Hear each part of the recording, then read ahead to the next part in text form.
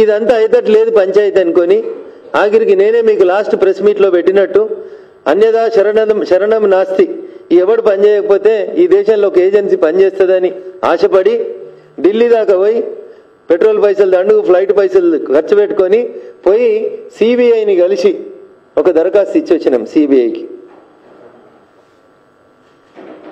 ORR toll gate విషయంలో సాక్ష్యాలు ఆధారాలు మేము బయట పెట్టినప్పటికీ రాష్ట్ర ప్రభుత్వం ఈ టెండర్ని రద్దు చేయట్లేదు. రాష్ట్ర ప్రభుత్వానికి ఎంత చెప్పినా దున్నపోతు మీద వానబడ్డట్టే ఉన్నది. కాబట్టి అయ్యా సిబిఐ గారు మీరన్నా స్పందించండి, దీస్ ఆర్ ద ఎక్స్క్లేషా, ఇంత పెరుగుతుంది సంవత్సరం, ప్రతి సంవత్సరం ఇంత అని చెప్పి సిబిఐ కార్యాలయానికి ఢిల్లీకి వెళ్ళి వారికి ఒక కంప్లైంట్ ఇచ్చి రిసీవ్డ్ కాపీ కూడా తెచ్చుకున్నాం. ఎందుకంటే మళ్ళీ రేపటికల్లా ఎవరైనా ఇచ్చినవా ఇయ్యలేదా యాడున్నది ఇచ్చిన కాపీ అంటారని తపాలా ముద్ర కూడా కొట్టించుకొని దాంట్లో డేట్ కూడా వేయించుకొని సంతకం కూడా తీసుకొని వచ్చినాం. సో సిబిఐని కూడా ఇన్వెస్టిగేషన్ చేయమని అడుగుతా ఉన్నాం. ఇది నిన్నెవరో ప్రెస్ మీట్ పెట్టినాక చేయలేము, మేము మొన్నెవరో ప్రెస్ మీట్ పెట్టినాక చేయలేదు. నేను మొదటిసారి మీడియాతో మాట్లాడిన 2 రోజుల తర్వాత ఏమన్నా స్పందన వస్తుందేమో అని చూసి ఎవరు స్పందించకపోతే 18th మే రోజే నేను ఢిల్లీకి పోయి సిబిఐ డైరెక్టర్ గారిని కలిసి రాతపూర్వకంగా ఫిర్యాదు చేసి సార్ నేను చేసిన ఫిర్యాదుకి ఒక అక్నాలెడ్జ్మెంట్ ఇవ్వమని కూడా తీసుకొని రావడం జరిగింది. కాబట్టి నిన్నెవరో కొంతమంది మిత్రులు బీజేపీ ఎందుకు మాట్లాడతలేదు, బండి ఎందుకు మాట్లాడతలేడు, కిషన్ రెడ్డి ఎందుకు మాట్లాడతలేడు అంటున్నారు. మేము చెప్పాల్సిందంతా చెప్పినాం, చేయాల్సిన చోట కంప్లైంట్లు పెట్టినాం, రాతపూర్వకంగా చేసినాం, ఓరల్గా చేసినాం, జనానికి వాస్తవాలను ఎక్స్ప్లెయిన్ చేసినాం. 22-23 ఆర్థిక సంవత్సరంలోనే వారి ఆదాయం పర్ డే 1,48,00,000 అయితే 66 లక్షలకు ఎందుకు ఇచ్చిండ్రు అని చెప్పినాం. మీరు ఇచ్చిన కంపెనీ 2018లోనే హెచ్ఎండిఏకి డిఫాల్టర్ అయింది. ఆ రోజే 86 లక్షలు కట్టలేకపోతే మీరే నోటీసులు ఇచ్చిర్రు, మీరే 10 కోట్ల రూపాయలు వాళ్ళ దగ్గర నుంచి డిపాజిట్ ని రిటర్న్ తీసుకున్నారు. ఇవన్నీ ప్రముఖ ఆంగ్ల దినపత్రికలలో వచ్చిన వార్తలు అని చెప్పి నేను చాలా స్పష్టంగా చెప్పడం జరిగింది. ఇన్ని చేసినాక కూడా ముఖ్యమంత్రి గారు కానీ కేటీఆర్ గారు కానీ రాష్ట్ర ప్రభుత్వం కానీ స్పందిస్తలేదని తప్పనిసరి పరిస్థితులలో ఒక ఇన్వెస్టిగేటింగ్ ఏజెన్సీ కూడా కంప్లైంట్ ఇచ్చి రావడం జరిగింది. ఇవి ఎండాకాలం సెలవులు కాబట్టి ఎదురు చూస్తా ఉన్నాం. కోర్టులు కుల్లా అయిన తర్వాత వీళ్ళెవ్వరూ మాట్లాడకపోతే తప్పకుండా పోయి న్యాయస్థానాన్ని కూడా ఆశ్రయిస్తాం, కోర్టులో కూడా కంప్లైంట్ ఫైల్ చేస్తాం. మాకెవరు శుద్ధులు చెప్పాల్సిన అవసరం లేదు, ఎవరితో చెప్పించుకోవాల్సినటువంటి స్థితిలో మేము లేము. 100% ప్రజల పక్షాన సుమారు 2 లక్షల మంది వాహనదారులు పోతారు రింగ్ రోడ్డు మీద. ఆ 2 లక్షల మంది వాహనదారులకి న్యాయం జరగాలని, పేద ప్రజలకి టోల్ ట్యాక్స్ రూపం లోపల జరుగుతున్న అన్యాయాన్ని అరికట్టాలని, రాష్ట్ర ప్రభుత్వానికి వచ్చేటువంటి సుమారు 1,00,000 కోట్ల రూపాయల ఆదాయం లోపల తెలంగాణ పేద ప్రజల రక్తం కూడా దాంట్లో ఉంది. కాబట్టి ఆ రక్తాన్ని పీల్చొద్దు, తాగొద్దు. ఐఆర్బి లాంటి ఒక క్రిమినల్ బ్యాక్గ్రౌండ్ ఉన్నటువంటి సంస్థకి మీరు ఇచ్చినటువంటి టెండర్ని రద్దు చేయండి. సోషల్ యాక్టివిస్టులను మర్డర్ చేసిన వాళ్ళు, బ్యాంకులకి లోన్లని తీసుకొని ఏదో చేయాలని ప్రయత్నం చేస్తున్నటువంటి సంస్థల్ని, బ్లాక్ లిస్ట్లో పెట్టినటువంటి సంస్థలకి మీరు టెండర్లు ఇవ్వొద్దని దయచేసి ఇప్పటికైనా రాష్ట్ర ప్రభుత్వం వెంటనే స్పందించి ఈ టెండర్ను రద్దు చేసి మరింత నిష్పక్షపాతంగా వ్యవహరించి పేద ప్రజలకు న్యాయం చేయాలని, టోల్ గేట్ మీద రింగ్ రోడ్ మీద తిరుగుతున్నటువంటి లబ్ధిదారులపైన పడుతున్న అదనపు భారాన్ని తగ్గించాలని రాష్ట్ర ప్రభుత్వాన్ని మేము ఈ సందర్భంగా డిమాండ్ చేస్తా ఉన్నాం. ఈ వచ్చిన పైసల్ని నిజంగా మేము ఇట్లే తీసుకుంటాం అనే కోరిక మీకుంటే పెట్రోల్ మీద డీజిల్ మీద 10 రూపాయలు 15 రూపాయలు మీకు 66 లక్షలు పర్ డే వచ్చేది మేము చెప్పడం వల్ల 2 లక్షలకు పెరుగుతుంది. కాబట్టి 10 రూపాయలు 20 రూపాయలు పెట్రోల్ మీద డీజిల్ మీద తగ్గిస్తే మిగతా అందరు వాహనదారులకు కూడా లాభసాటిగా ఉంటుంది అనేది నేను ఈ సందర్భంగా రాష్ట్ర ప్రభుత్వానికి అప్పీల్ చేస్తూ, మా ఈ పోరాటాన్ని ఏ పార్టీ చెప్పినా ఏ పార్టీ చెప్పకున్నా, ఎవరు మాకు ఉచిత సలహాలు ఇచ్చినా ఇవ్వకున్నా, మాకున్నటువంటి చట్టరీత్యా మాకున్నటువంటి అవగాహన మేరకు ఖచ్చితంగా ఈ ఫైట్ని కంటిన్యూ చేస్తాం. ఈ టెండర్ని రద్దు చేయమని చెప్పి మరొకసారి రాష్ట్ర ప్రభుత్వానికి మీ ద్వారా అప్పీల్ చేస్తా ఉన్నాం. Thank you. చివరికి ఒక మాట, నిన్న మొన్న పేపర్లో చూసిన వరంగల్లో 55 ఎకరాల జైలు ఉండే, పాత జైలు, 55 acres పెద్ద జైలు ఉండే. ఎంత గొప్పోళ్ళు అంటే మనోళ్ళు దాన్ని కూడా తీసుకుపోయి కూలగొట్టి పెద్ద దవాఖాన కడతామని చెప్పి ఓ బ్యాంకుకి తాకట్టు పెట్టి 55 ఎకరాలని 1,100 కోట్ల లోన్ తెచ్చుకున్నారు. సారు దవాఖాన మీద రిటర్న్ రాదు కదన్న, ఫ్రీ కదా హాస్పిటల్ ట్రీట్మెంట్.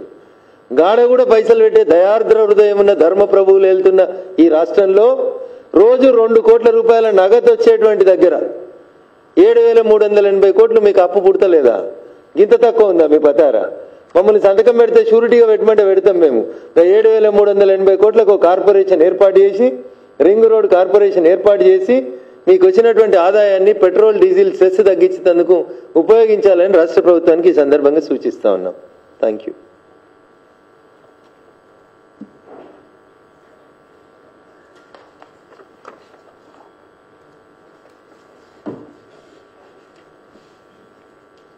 చాలా అంత పిన్ డ్రాప్ సైలెన్స్ ఉన్నారంటే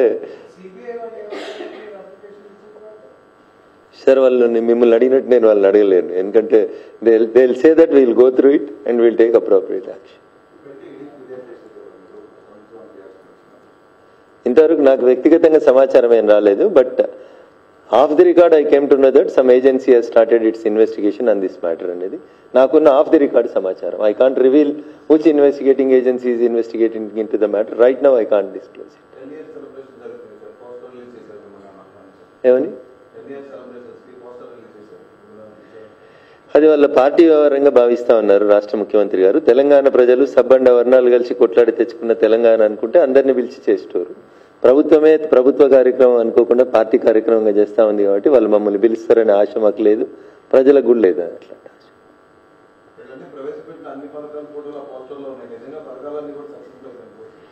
దీనికి మేం చెప్తే ఇది ప్రతిపక్షంగా చెప్పినట్టయితే, మీరు ప్రజల దగ్గరికి పోతే ప్రజలు చెప్తారు.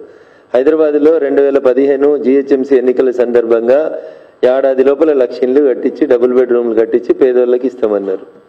రంగారెడ్డి జిల్లా కలెక్టర్ కార్యాలయంలో సుమారు 3 లక్షల మంది పేదోళ్లు మాకు డబుల్ బెడ్రూమ్లు కావాలని దరఖాస్తులు పెట్టిండ్రు.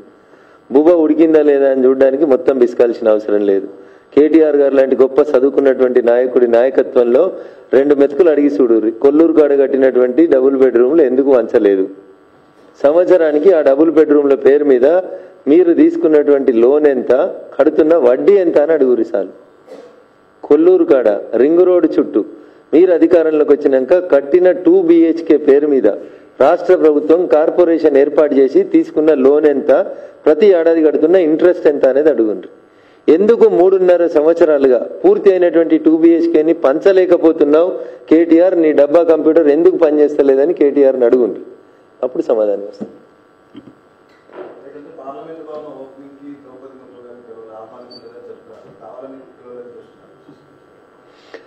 సో ఏం మాట్లాడాలి, ఎప్పుడు మాట్లాడాలి అనేది తెలియనటువంటి వ్యక్తులు మాట్లాడేటువంటి మాటలకి సమాధానం చెప్పాల్సినటువంటి అవసరం మాకు లేదు. ద్రౌపది ముర్ము గారి మీద నిజంగా ప్రేమ ఉంటే ఇవాళ ఉత్తరం రాసినటువంటి 19 పార్టీలు, ఆ పార్టీల నాయకులు, దేశానికి స్వతంత్రం వచ్చిన 7.5 దశాబ్దాల తర్వాత భారతీయ జనతా పార్టీ ఒక గిరిజన మహిళకు అవకాశం ఇచ్చింది. మేమెవరం కూడా ఆ మహిళకు వ్యతిరేకంగా పోటీ పెట్టాం, మేము గిరిజన మహిళని గౌరవిస్తామని చెప్పే సంస్కారం లేని కుసంస్కారులు ఇలా గిరిజన మహిళ రాష్ట్రపతి ఉంది కాబట్టి రాష్ట్రపతి భవనం, పార్లమెంట్ భవనం ఆమెతోటి ఓపెన్ చేపిస్తలేరని మాట్లాడుతున్నారంటే వాళ్ళు సంస్కారవంతుల, సంస్కార విహీనుల అనేది దేశ ప్రజలు చూస్తా ఉన్నారు. నిజంగా ఈ 19 రాజకీయ పార్టీలు ద్రౌపది ముర్ము గారికి భారతీయ జనతా పార్టీ అవకాశం ఇచ్చిన రోజు yes BJP has taken a good decision in the larger interest of the society, we welcome the decision of the BJP అని చెప్పి మీరు పోటీకి పెట్టకపోయిండుంటే మీకు నిజంగా ద్రౌపది ముర్ము గారి మీద, గిరిజన బిడ్డల మీద, ఆదివాసీ బిడ్డల మీద మీకు ప్రేమ ఉంది అని అనుకునేటోళ్ళు. హైదరాబాద్లో అడగోలు పోస్టర్లు పెడితిరి, కాంగ్రెస్ పెద్ద పెద్ద క్యాండిడేట్లు పెట్టినామనే ఊరేగితిరి, దావతులు పెడితిరి. ఇవాళ మళ్ళీ మీకు గిరిజన బిడ్డ ద్రౌపది ముర్ము రాష్ట్రపతి గివన్నీ ఇవాళ ఎట్లెందుకు యాదికి వచ్చినాయన్న? ఈ యాదికి వచ్చుంటే ఎలక్షన్ల కంటే ముందు రోజు యాదికి వచ్చుంటే డెఫినెట్లీ మేమే మీకు శాలువా కప్పి సత్కారం చేసేటోళ్ళం. ప్రతిపక్షాలు కూడా ఉందాగా పనిచేసినాయని definitely we would have admired their activity. ఎవరికి?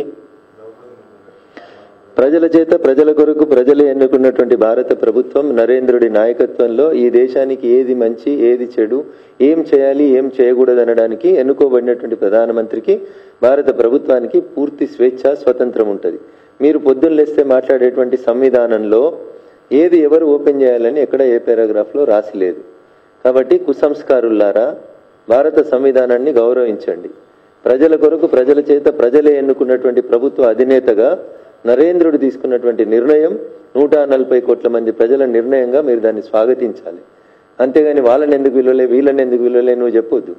నీకు చెప్పే స్థానం కూడా ఇయ్యలే, నీకు ప్రతిపక్ష హోదా కూడా ఇయ్యలేదు. కాబట్టి నువ్వు మాట్లాడే నైతిక హక్కును కోల్పోయినావు.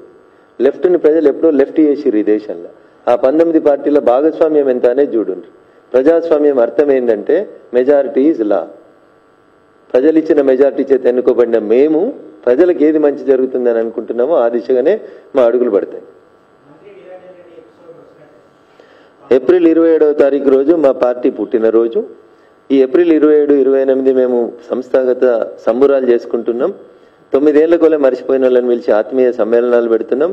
కావో పివో మజాకరో అని చేసి బిజీలో ఉన్న నేను ఈ 27, 28 అయిపోయిన తర్వాత 30వ తారీఖు తర్వాత ప్రెస్ వాళ్ళని రఘునందన్ రావుని వనపర్తికి రమ్మని నేను పిలుస్తా. ఆ రోజు మీరు రండి, రఘునందన్ రావును కూడా రమ్మనుండ్రి అని చెప్పి గౌరవ మంత్రివర్యులు నిరంజన్ రెడ్డి గారు ఏప్రిల్ 25వ తారీఖు రోజు చెప్పిండ్రు. ఏప్రిల్ 27, 28 వాళ్ళ పార్టీ పుట్టినరోజు ఆ కార్యక్రమాలన్నీ ముగిసిన తర్వాత నన్ను పిలుస్తారని నేను ఎదురు చూస్తున్నా. 30 రోజులు కాలేదు, ఇంకా 30 రోజులు అయిపోయినాక మళ్ళీ మీ ముందుకు వస్తా. నిరంజన్ రెడ్డి గారు 30 రోజులు అయిపోయింది, మరి మీరు మర్చిపోయినట్టు అని మళ్ళీ ఒక ఉత్తరం మీ ద్వారానే వారికి పంపిస్తా. అప్పుడన్నా వారు స్పందిస్తారేమో, ఆశపడదాం. అంత తొందర ఎందుకు రఘునందన్కి, ఆగడా 4 రోజులు అంటాడు రేపు నిరంజన్ రెడ్డి గారు. అందుకని నేను ఓపిక ఉన్నా అన్న. వారు చెప్పిన ఏప్రిల్ 27కి ఇంకా 2 రోజులు అయితే మే 27 కూడా వస్తుంది. ఖచ్చితంగా మే 27 తర్వాత నిరంజన్ రెడ్డి గారికి మీ ద్వారానే ఒక ప్రేమలేఖ పంపిస్తాను. వారి ఆహ్వానం కోసం ఎదురు చూస్తూ ఉన్నాను. హాయ్ ఫ్రెండ్స్, మా టుడే టుమారో యూట్యూబ్ ఛానల్ చూస్తున్నందుకు చాలా థ్యాంక్స్. మరిన్ని లేటెస్ట్ వీడియోస్ కోసం వెంటనే సబ్స్క్రైబ్ చేయండి. అలాగే ఈ బెల్ ని కూడా రింగ్ చేసేయండి. మా నోటిఫికేషన్స్ అన్ని మీ మొబైల్లో వస్తాయి. అలాగే మా వీడియోస్ మీకు నచ్చితే లైక్ చేయండి, షేర్ చేయండి, నచ్చకపోతే కామెంట్ చేయండి.